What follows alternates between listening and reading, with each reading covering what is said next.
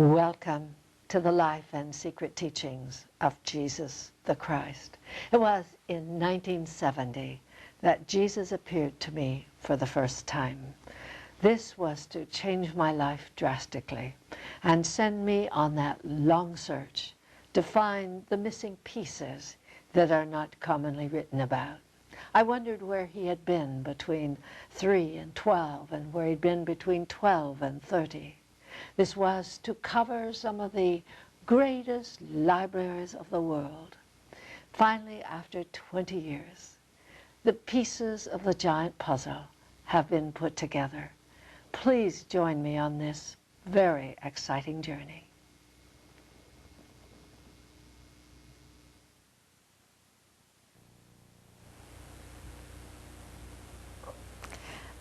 Welcome to another episode of Mystic Christianity.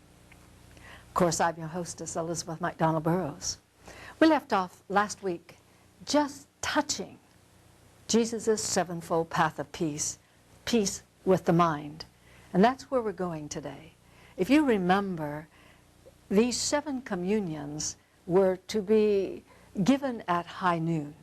It is because between 11 or 12, or when the sun is high in the sky, that everything is so quiet and so still that it is easy for a person to go inward and to experience the deep contemplative thought of, as Jesus outlined, the sevenfold path of peace. We had the communions with the angels of the earthly mother, which will be coming later, that Jesus taught, which we communed with in the morning, so that our day would be a regenerative day and a positive time and a time of joy. Then, of course, at the very end of the series, we will be touching his communions with the angels of the Heavenly Father, which was such things as love and power and wisdom, so that we can strengthen our lives, that we can be more loving, most of all, to understand why we should be. But he wanted his disciples to have this communion with God morning, noon, and night. And for this reason, he collected this high noon, or 11 to 12 rather, when the sun was high in the sky, for this great and quiet peace. So as we move on with peace with the mind, we need to remember that thoughts are things. That every thought that we think is an idea in form. If we think of houses, we actually create a thought form in the shape of a house that perhaps we were looking at in order to buy.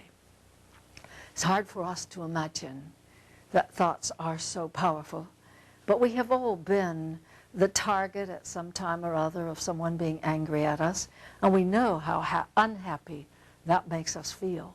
So Jesus knew that until we had peace with the mind, we would never have peace with the body. We would never cease our wars. We would never cease the antagonism against our neighbors.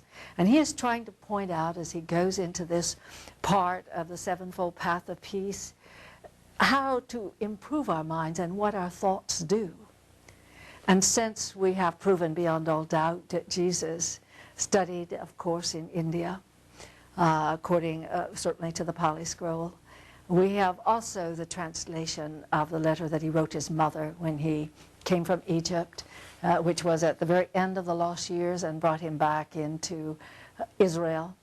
I think in order to understand the tremendous universality that Jesus had, we have to understand where he studied. Not only did he know the Jewish law, or the doctors, shall I say, the law of Moses, but he also understood the ways of the East. And he understood the ways of the mystery schools of Egypt.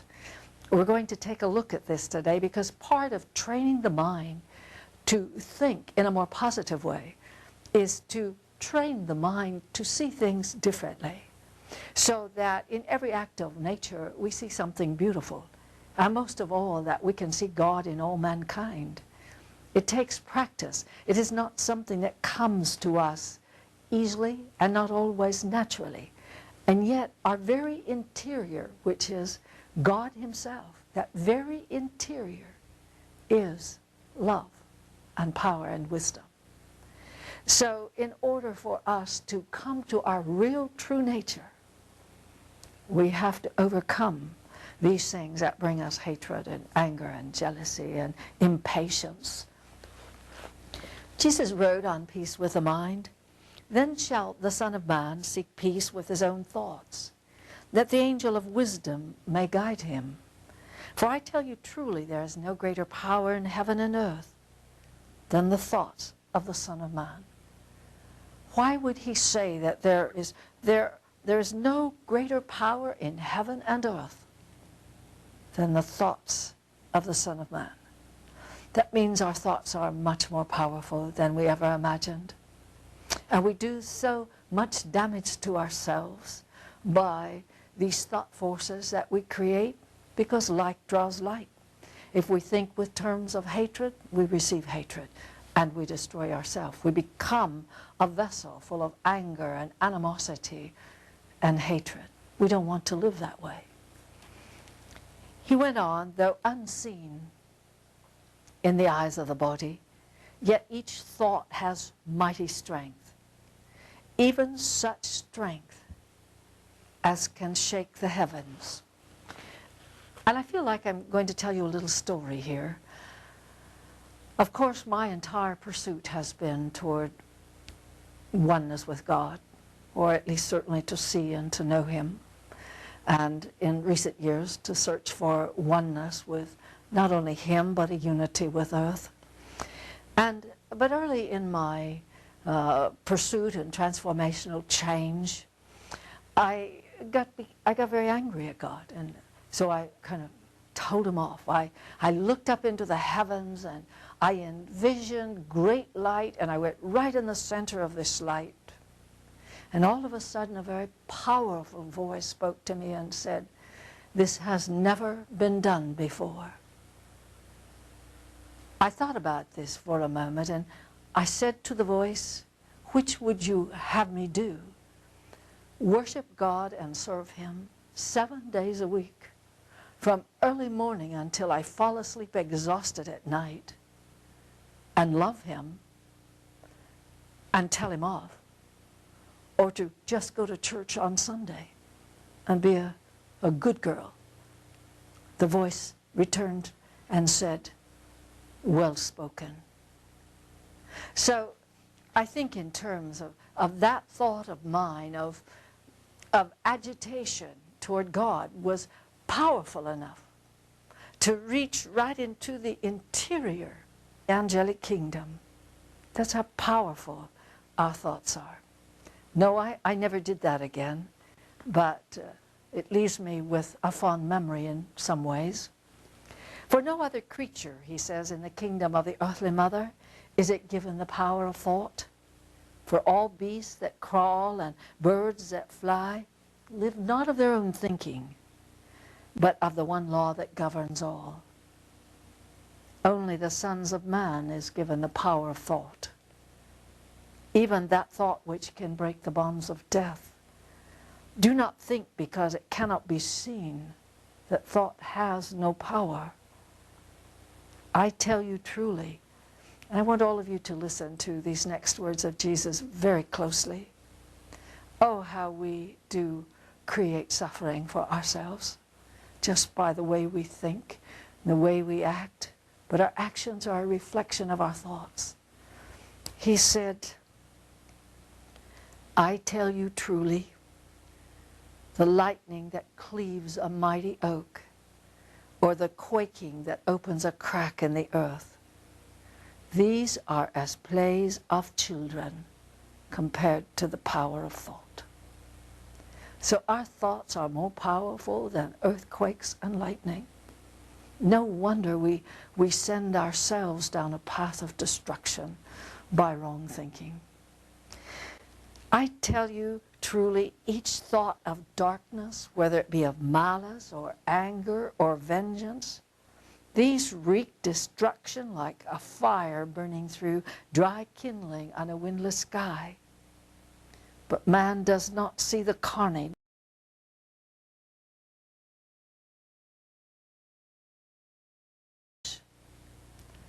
nor does he hear the piteous cries of his victims.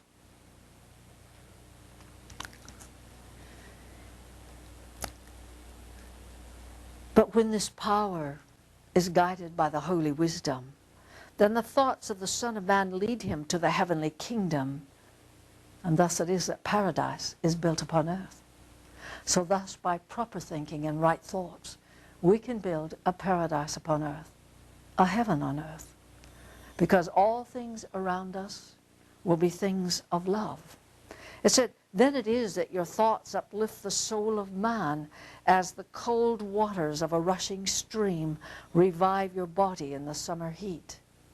So that when we think positive, we uplift all those that are around us. And more importantly, we are one in this universe of the stars. And every positive thought raises the entire universe. And every destructive thought hurts it. And everyone that we know and everyone that we don't know. When first a fledgling bird tries to fly, his wings cannot support him, and he falls again and again to earth. But he tries again, and one day he soars aloft, leaving earth and his nest far behind. So it is that when we first try to think positive thoughts, it's very difficult. And our positive thoughts should not be forced thoughts, but to just simply catch ourselves when we are thinking a wrong thought and think, I must not think this way, because all children are children of God. All children are of the one power of the universe. And if I am unkind to them, it is as if I'm being unkind to God. And what we want is for that divine power in everyone, the Christ in all mankind, to come forth and to rule over the kingdom forever. But he says, but he tries again, and one day he soars aloft. So we try and we try again. And some of the tools that we use in building up more positive thinking is to observe what we read, what we watch. For instance, we should listen to good music, music that uplifts us, makes us soar in the heavens. One day, you'll be able to free your consciousness from the consciousness of the embodiment, that it can meld with God and experience being one and bring all these memories back to earth. This will happen again and again as you go through transformational change. And not only that, but what we watch, what we read, we should read the books of the greatest wisdoms, or books that are free of carnality and violence. We should not participate in those things that would create in us thoughts of carnality and violence. So it is with the thoughts of man. The longer he walks with the angels and keeps her law, the longer his thoughts become one with the holy wisdom. Blessed is he who is wise in mind, for he shall create heaven. The mind of the wise is a well-plowed field which gives forth abundance and plenty. I like that expression because that's what I look at, the mind. We've planted beautiful flowers there throughout our education and perhaps our growth. And when we see something of beauty, we may stop a moment and say, oh, how magnificent is the mountain covered with snow. That beautiful thought is there, as well as our bad thoughts. But these bad thoughts creep in, and they're kind of like weeds. And I remember one morning many years ago, over a quarter of a century ago, that the angelic kingdom would have me up at 5:30 in the morning pulling weeds out in the garden. And I found that interesting because it was very difficult to get me out to pull weeds. It's not something any of us really enjoy. And while I was pulling these in the early morning hours, they taught me that thoughts are like weeds. They get in with the beautiful flowers, and then we have to untangle them. And I think if there was one thing that came to mind stronger than any other, was the morning glory. Because a morning glory just winds around everything until it chokes it out. And it looks beautiful. The flowers of the morning glory are exquisitely beautiful. But nevertheless, it chokes out life. And that's what we do. We see things, we hear things, and at the moment they're very beautiful. And we allow these weeds to come into our garden, and then they begin to choke out the beauty in us. until finally it's choked it out completely. But the morning glory, if we unravel it from the flower gently, we can disengage it. When we get down to the roots, it isn't very hard to pull the root of a morning glory out once it's untangled from the blooms. And so that's what our mind reminds us of, this field in which we have planted seed. And then all of a sudden we're allowing the weeds to grow up, and they appear beautiful. We can't seem to discern between the flower and the weed. For if you show a handful of seed to a wise man, he will see in his mind's eye a field of golden wheat. And if you show a handful of seeds to a fool, he will see only that which is before him, and he'll call them worthless pebbles. And as the field of a wise man gives forth grain in abundance, the field of the fool is a harvest of only stones. Here, Jesus points out that if we will plant that which is good, what we will bear inside of us will be a great abundance. People around us will be more loving because we are. They will be happier because we bring that with us. It emanates from us.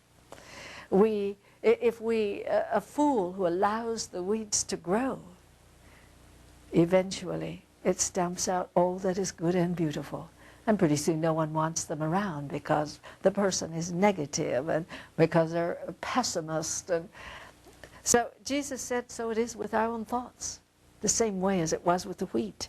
As a sheaf of golden wheat lies hidden in a tiny kernel, so is the kingdom of heaven hidden within our thoughts. I'm always reminded when Jesus speaks of the kingdom of heaven, we always look up at the blue sky or the night sky filled with stars, and we think heaven is up there someplace, and we ask ourselves, which one of those planets is heaven? And we don't know out of 155 billion galaxies. We really don't know. So heaven must be a state of consciousness that's in us, not something that we go sailing up to the sky to get to. If our thoughts be filled with power and love and wisdom of the angels of the Heavenly Father, so shall they carry us to the heavenly sea. But if they be stained with corruption, hatred, and ignorance, they shall chain our feet to pillars of pain and suffering. I remember my very human life as it was before I met God walking on my path 26 years ago. I thought I was happy at least some of the time. But I can assure you that the happiness that I know today makes the happiness of human life but a shadow. Almost an empty shadow, but not quite. No man can serve two masters. So we can't serve hatred and love. We can't serve weakness and strength. Neither can evil thoughts abide in a mind which is filled with the light of the law. And by this he's not talking just about the Holy Scripture. He's talking about the light of the law, meaning that divine ray that comes from God himself. In other words, that Christ consciousness, the light of consciousness. Because all things which are good are of the light, and all things which are negative are of darkness. So when he speaks of the light of the law, he's talking about the good of the law. He who has found peace with the mind has learned to soar. And catch this, he who has found peace with the mind has learned to soar beyond the realm of angels. I mean, even further than the angels. What exists further than the angels? Archangels. The light consciousness, the Christ consciousness, the light of God, and God himself, or herself, depending which way you like it. I tell you truly, That day will come when the thoughts of men will overcome even the kingdom of death and soar to everlasting life in heavenly kingdoms. For with their thoughts guided by holy wisdom, the sons of men build a bridge of light, thereby to reach God. I'm going to the blackboard and kind of draw a haphazard diagram here to help you understand why Jesus spoke this way. The first thing we're going to do on the blackboard, of course, is to draw a line. And this line is going to separate the world of higher thought from the world of lower thought. We're going to put a head,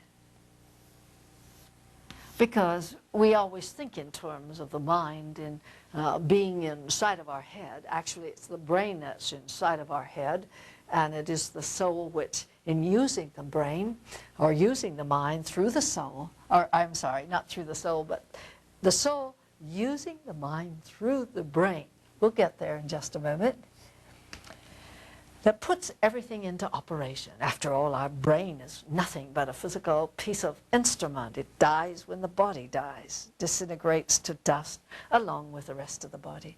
So it is obvious that this force, this power which we really are, is what's using the brain. I want to show you what is considered lower thought planes and higher thought planes. And I won't focus too much on them because we are all human and we must deal with our human life.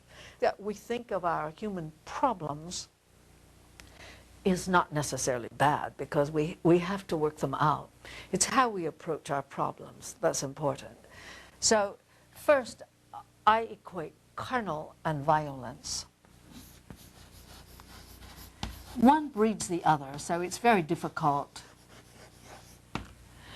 to say which one is the worst, because carnality breeds violence, violence breeds carnality, and so every thought now that we think, and I'm going to put, this is a poor replica of the brain, I assure you, but it's the best I can do. So we saw a similar one with Charlie last week when we looked at Peace with the Body. So here we are with the brain, and I put in these just little cells that comprise the brain, like we have cells that comprise the body.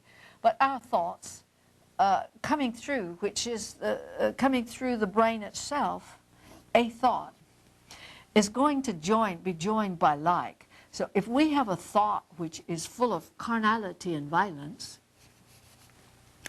we then link, and this is like a mighty river, because all the collective thoughts of all the carnality and violence that has belonged to all mankind since the very beginning of human life exists in this great river, which is called the carnal and violence, the collective thoughts of all carnal thoughts and all violent thoughts.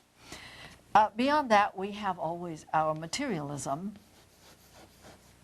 and materialism is not based upon just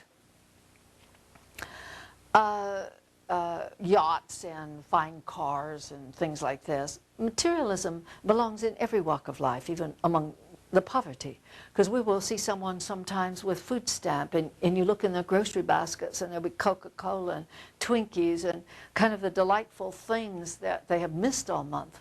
But food for the body, nourishing food and food that will make it healthy, may be void out of that basket. So even in the poorest levels, the wino, he will do anything for his bottle of wine. We understand he's addicted. We're not condemning him because of this. But I'm simply saying materialism exists in every level of life, even that which is poverty. And so we need to not have too much and not too little. It is believed by the Essenes, and certainly Jesus was affiliated with them for many years, till he was 19 years of age, that it was wrong to be either too rich or too poor.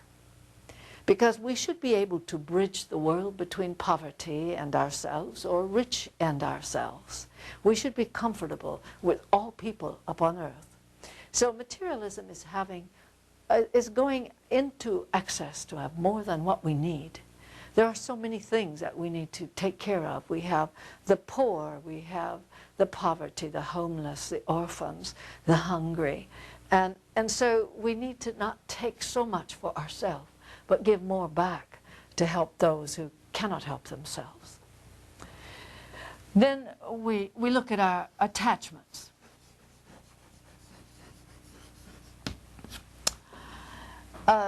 These thoughts, and what I've put here, this line, it simply represents the thought gravity field of Earth.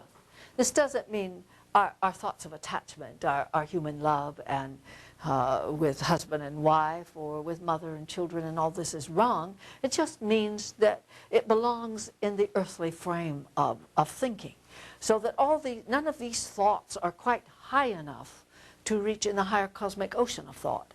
Probably if we were to come, the closest to good thinking would be the parent and the child, because that is probably the most unconditional love. No matter what the child may do, the parents somehow usually always love the child throughout thick and thin. They may not love each other through thick and thin, but their children they will. So I classify the closest to divine love probably as a love between a parent and a child. But there are many thoughts. We have a lot of anger and hatred that are affiliated with our attachments. And all of these go into cosmic oceans or cosmic streams of hatred, discourse, anger. Because when we have a thought of anger, we link with all of the thoughts of anger that has ever been thought upon earth. And we get angrier and angrier and angrier because we had opened a doorway which just allows a great flood to roll in. So when we find ourselves getting this way, we must learn to change it. And so for this reason, we try to, at least I certainly try to teach the student to listen to good music, to read good books, to be careful what they watch on television, and to constantly search for God. I have 3 rules which I ask my students to abide by. One is to meditate only on God. The next is to read only the works of the great wisdoms. And the third is to live as the masters lived. But up here, beyond this realm of what we would call these lower thoughts, are the higher thoughts of the angelic and archangelic. Every one who has ever lived, who has gone through the resurrection of the dead and transcended their human life, which we call mastership over life, they have and still contain their wisdom. Their souls are still alive. There is no death. So the mind which is reading great books, like for instance, let us say we're reading about Jesus. And I certainly have read a lot about Jesus over a quarter of a century. If we think about him, then we start to pierce the innermost roads of his consciousness because he is still alive. Everything that he taught, everything that he believed, everything that he created, all this is still with him. And we become the recipients. Of course, each of us are going to understand it at our own level of understanding, because Jesus had his he had his adepts first, and adepts such as John the Baptist and John the Beloved and the apostles and disciples and Paul and all of those, which were his adepts. From his adepts, he had his initiates. Initiates meant those like his disciples were at first before they served him, when they were initiated into the way he taught, initiated into his life so that they would begin to live as he lived. And here is a kind of a doorway. It's almost like the doorway that we will look at in the Via Dolorosa. But this doorway, where many are called and few are chosen, every great wisdom who has ever lived fits more or less the same description, because they do have their followers. I mean, Pythagoras, Plato. In fact, they said if Jesus had not advented, our world would be today Platonic, or believing in the religion of Plato or the philosophy of Plato. Then we have what we classify here, the probationers, those who have stepped beyond the ranks of traditional Christianity, or shall I say formalized Christian church, to try to really pierce the inroads of Jesus' teachings. So we're going to understand at whatever level, but nevertheless our mind links with the consciousness of that particular person. This means that all of the great mathematicians, the great astronomers, the great historians, the great mathematicians, the great scientists, all these have formed great pools of wisdom in what we refer to in modern time kind of as the cosmic ocean, the body of God. And they all exist because the consciousness and soul of the great wisdom exists. And you're going to hear more about this when we go into peace with ancient culture, because Jesus taught that we need to have respect for the wisdoms of the past. And certainly he studied them. So we have a wealth of knowledge. Just imagine what it would be like in our school systems today if by chance we had someone failing in the world of mathematics. And we brought out one of the great mathematicians, taught this youngster the life of the mathematician, began to have him work the same problems that the mathematician worked.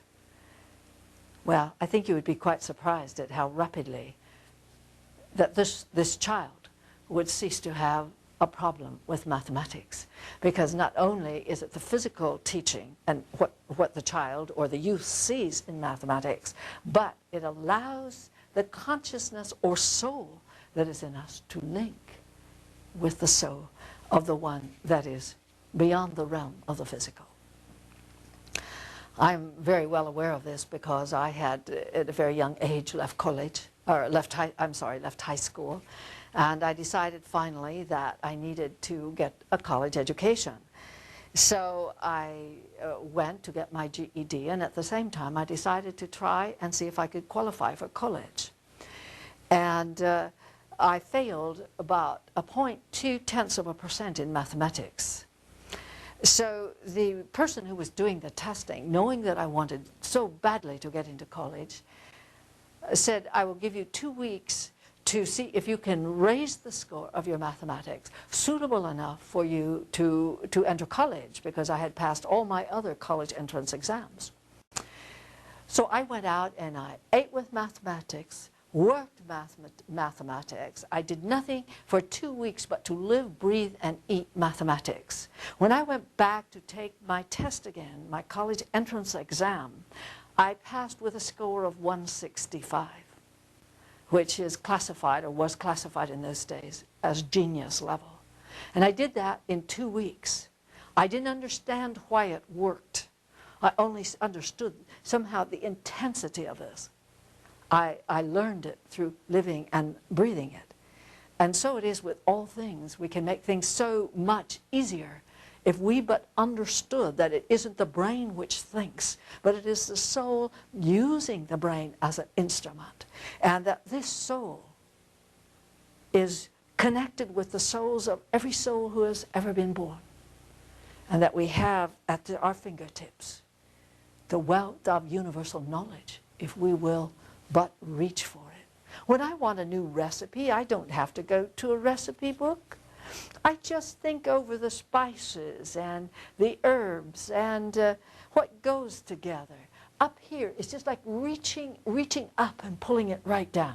And suddenly a new recipe is born. Well, that's enough of this. It will give you an idea that we have within us the capabilities of improving our mind and having tools by which we can do this, so that we, and I'm using this only as one of the tools, because in training the way we think, we're so accustomed to thinking in a negative manner that it's going to take us time and patience and perseverance. I have been at this for 26 years, so I know this is not an easy task, but it's well worth it, because the world around you gets so magical. And everyone's life who you touch, well, somehow they're magical too. And so I want now to introduce you to just a few books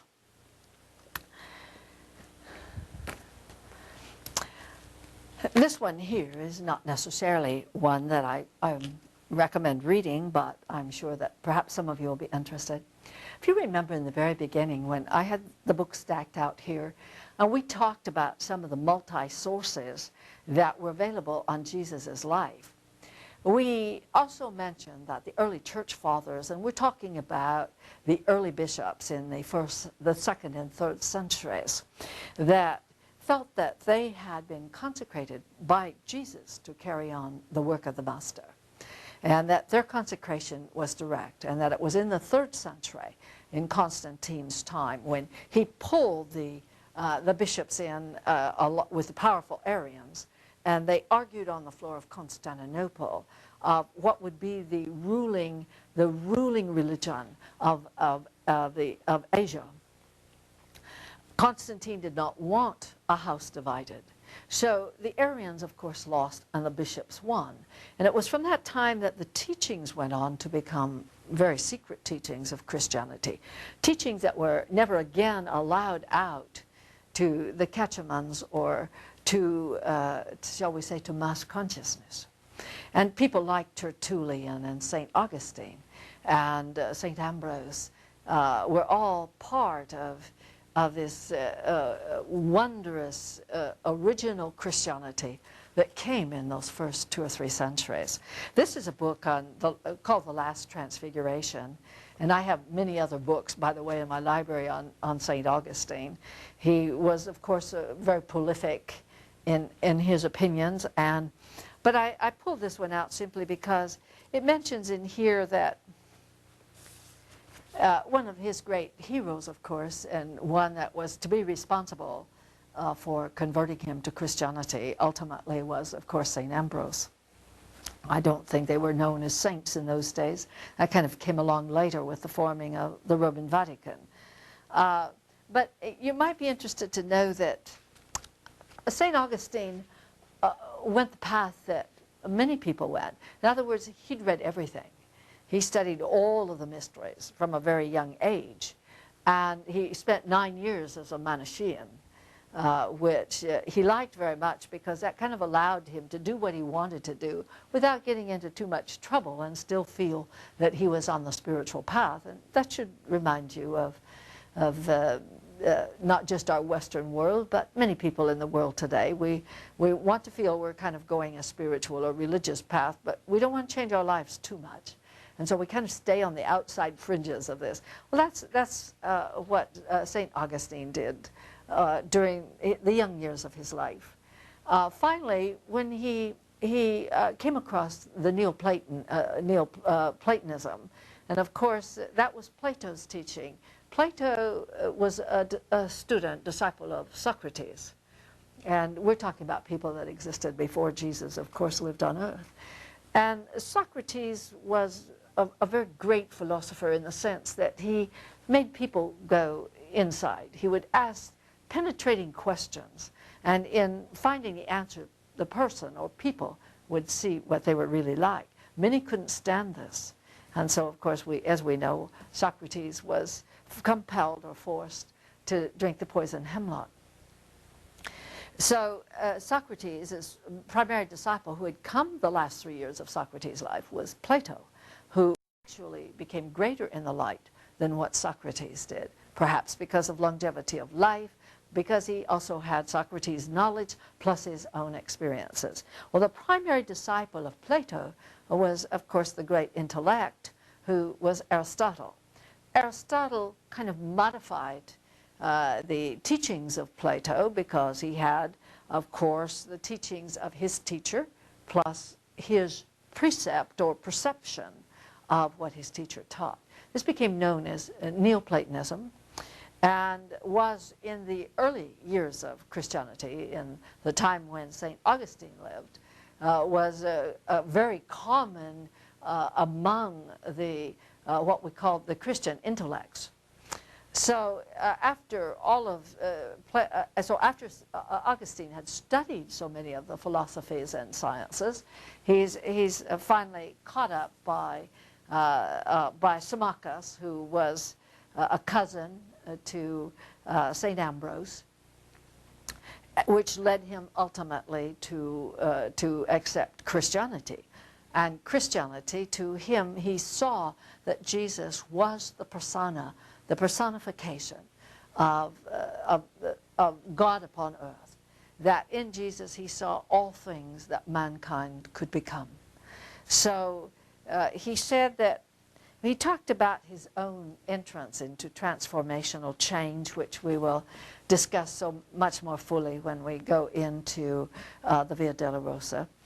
I entered, and with the eye of my soul, such as it was, I saw the light that never changes, casting its rays over the same eye of my soul, over my mind. It was not the common light of day, nor was it more spacious light of some sort. What I saw was something quite different from any light we know on earth. It shone above my mind. It was above me because it was itself the light that made me, and I was below because I was made from it. And this is called the illumined mind, at that time when the soul opens and resurrects from the dead the great Christ consciousness that is within it. And so we are made by it, and we are below it because we are made by it. So that was finally the thing that he had sought for so much, which was the illumined state of mind, which had been promised him by the Manichaeans. He saw his first faint glimmers in Neoplatonism and went on to finally to the full realization of the light under the teachings of Christ. Now, what are some of the things that he might have studied? You see, Jesus, when I found out that he had traveled in Egypt and India, there was nothing I could do but also to go to India. I had to find out what he experienced. I had to see the land myself, because how could I possibly understand Jesus' teachings if I could not understand the foundation of them? In other words, to experience what he had experienced. I still have an old adage that everything Jesus did, I've tried. Including walking on water. Only one difference between Jesus and I, and that is I sink and he didn't. But one of the great masters that was about the same time as Moses, and by the way, Moses was a tremendous master. He reached this illumined state of mind and passed through the resurrection of the dead journey in the Great Sinai Desert. He illumined on the mount. He saw God, he talked to God, and became then the emissary and reflection of God.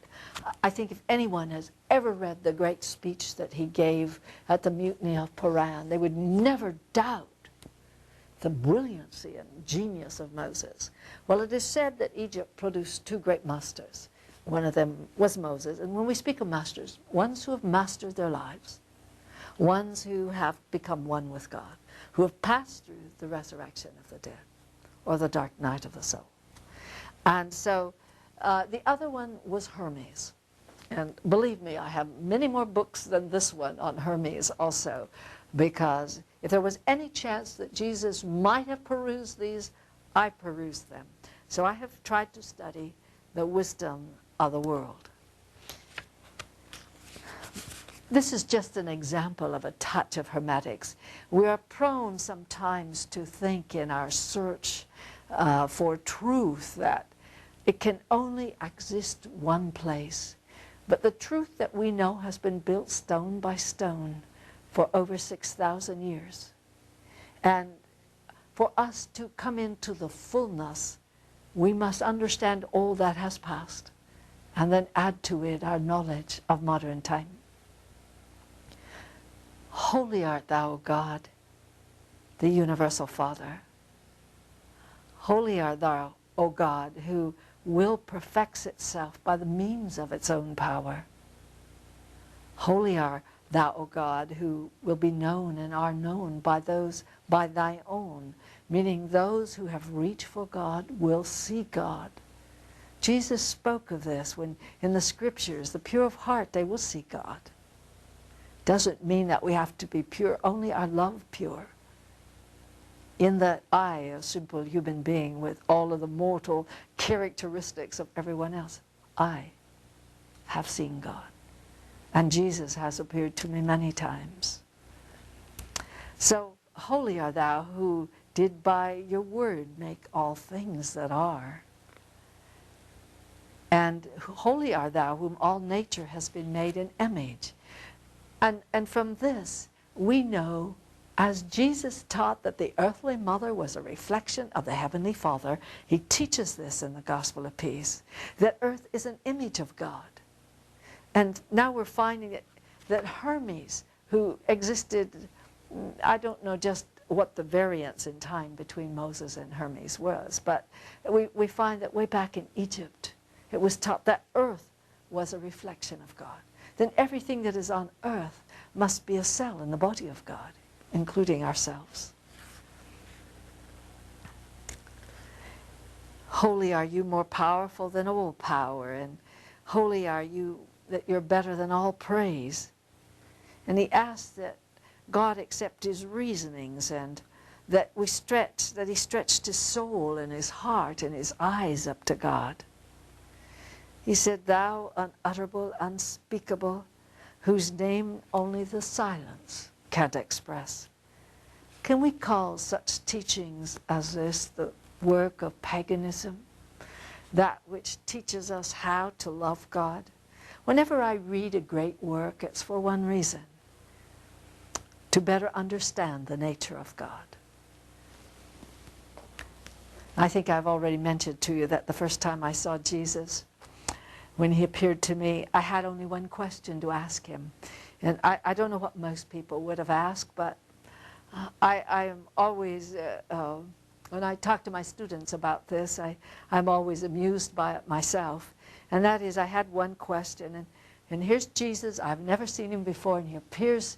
I've been taken to him, and I'm in his presence, and all I can ask him, is your Father coming? And I remember the amusement in Jesus' eyes when he said, my Father will come later. And I know that it was through his touch that I was able to experience the fullness of God, and it is wonderful. This other one is Pythagoras. I think Pythagoras was probably the greatest philosopher of all time. I like his work better than Plato. And we're not trying to get intellectual here. I'm trying to show you some of the material that we can read that will expand our understanding of God. That is not to say that if you didn't live precisely as the Bible tells you to live, that you wouldn't experience it. Because it was certainly Jesus' first commandment that enabled me to open that doorway, and that was to love God, and then next love each other. Just an example of the golden verses of Pythagoras. Even as truth does error have its lovers. With prudence the philosopher approves or blames. If error triumphs, he departs and waits. So we're saying here that truth has its lovers, but there are also lovers of errors, meaning that rather than to perceive truth, which may make us change our way of thinking, we are prone to hang on to the errors of our way. For instance, there are people who still believe that the sun and moon came after earth was formed, because that's the way it is in King James Bible. It's not that way in original Genesis of Hebrew, but that's the way it is in King James, so sun and moon had to come after earth. Well, it didn't. The earth came from the sun. So the sun existed long before earth did. So, but we hang on to this. We don't try to seek the reason why it was written that way. It might be that the light of day had nothing to do with the light, with the sunlight at all. It might have been the light of consciousness, which would bring forth all creation, came first. It might be that great light, which is day, and that darkness is that of earth and unknowing. So he separated light and darkness, the light of consciousness from the darkness of mortality.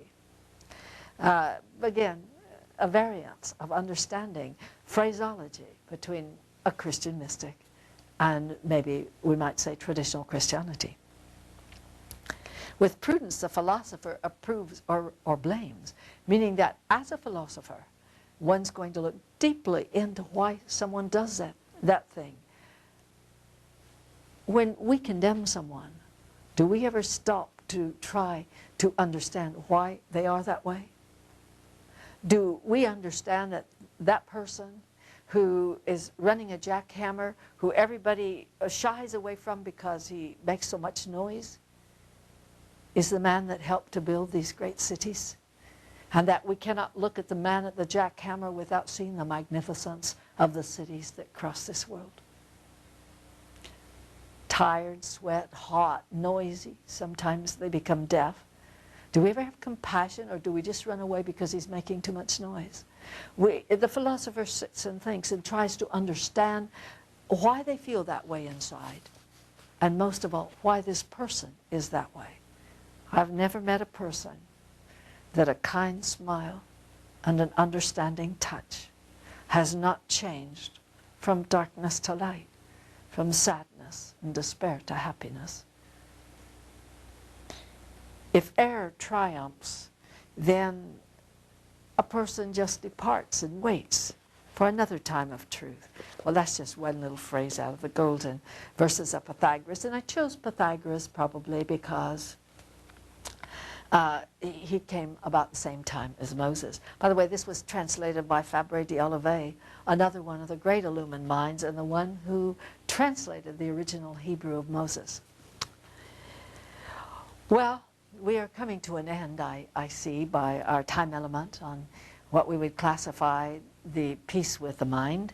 And so I just want to touch the Essene Code of Life. This Essene Code of Life is just is a translation of a discourse that took place between Banus and Essene Master on Josephus, who was the great Jewish historian and also the great military general. It happened to be that Josephus went and studied with Banus 3 years when he was in his prime. And he speaks about this, by the way, in the Jewish War in the Antiquities. And we understand he had tremendous affection for the Essenes. Josephus asked Banus to talk about the 10 essentials of God. Remember, Jesus was an Essene till he was 19. So Banus said that God is primordial. He is first. He came before all things. That he is immediate. That we have immediate access to God any moment, any time, anywhere. In the middle of the desert, in the middle of Main Street. So that whenever we have a problem, we have but need to stop and to ask. That God is universal means that God loves everybody in this world the same. With God there are no religions, there are no philosophies, there isn't any science versus religion, because God is the primordial and first of all things. He is the originator of science in the sense that all things come from him. The study of nature, which is science, that is a suit of clothes which God wears. So how can we separate religion and science? He is, of course, certainly in our immediacy, we not only do we have this communication, but his universality brings to us always oneness between cultures. What difference does it make if one is a Christian and one is a Buddhist? To God there are no Christians and Buddha. They are all his children. Buddhists, Jesus, Pythagoras, Plato, Socrates, Zarathustra. These were all his world teachers. Teachers that taught their followers about him. So no separation. And we must find that path if we are to become one with God and one with all mankind. So Jesus said, after this manner, therefore, pray to your heavenly Father when the sun is high at midday. Our Father, who art in heaven, send to all the sons of men your angel of peace, and send to our thoughts the angel of power, that we may break the bonds of death. I'll be with you next week.